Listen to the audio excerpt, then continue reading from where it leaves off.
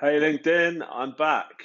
I'm back with a new plant and with some new stuff to talk about. So today I'm really excited to talk to you about one of my favorite aspects of the procurement process and to educate you, the bid manager, the bid writer, the bid professional, proposal professional, whatever role you might have, about something called the Kraujic matrix. Now I'm hoping I'm pronouncing that right. It is a four-box model which was created by a guy called Peter Kraujic, Dr. Peter Kraujic, I believe.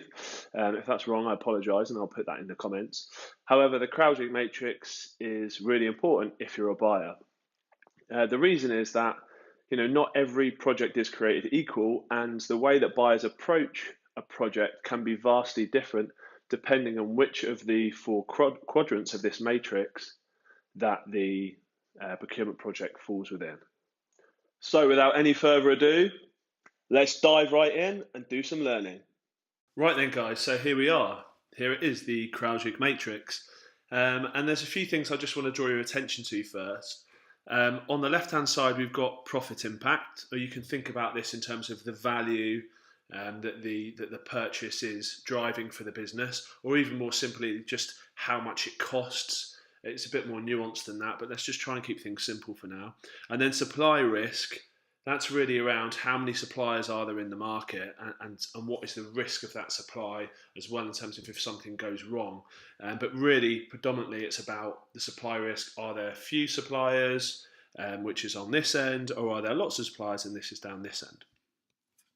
And in terms of you as bid and proposal professionals, really all I'm trying to explain at a very high level with this matrix and showing you this matrix is there are different strategies and there are different approaches that buyers take to sourcing processes and therefore to tenders based on where a project sits within this matrix. And this matrix is often used to be the main sort of driving force, or the main point of how ideas are created around the process. So with a leverage item, so this is something which costs a lot of money and has got the potential to add a lot of value to the business, but actually there's lots and lots of suppliers. So in here you might see some very aggressive negotiations. You might see buyers and procurement being quite unsympathetic to suppliers and really trying to put as many suppliers into that process as possible and really drive through that negotiation and that competitiveness.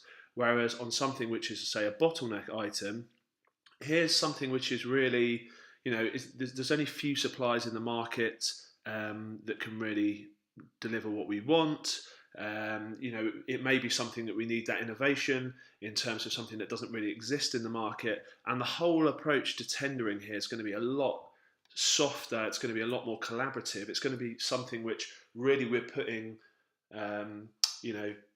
the confirmation of the supply, or making sure that we've got supply at the top of our agenda first. So it's basically, don't disrupt the supplier too much, don't upset them, make sure the business has got what they need, and don't be too aggressive on pricing, etc. And in this situation, often the supplier is the one with the upper hand.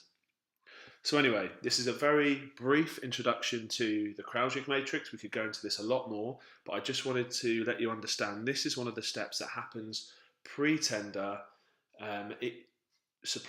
Buyers, treat suppliers differently, treat tender processes differently, depending on where they believe the project sits within this matrix. And this is one of many tools that procurement would use. So there you have it. You now know a little bit about the Kraujic matrix. And if you can find somebody at the pub tonight to talk to about that, I'd be really, really surprised. But perhaps one of your colleagues might want to know something about it, or you might want some further information about how procurement applies that and how procurement approach different tenders depending on the type of supplier that you are or the sort of market that you're in.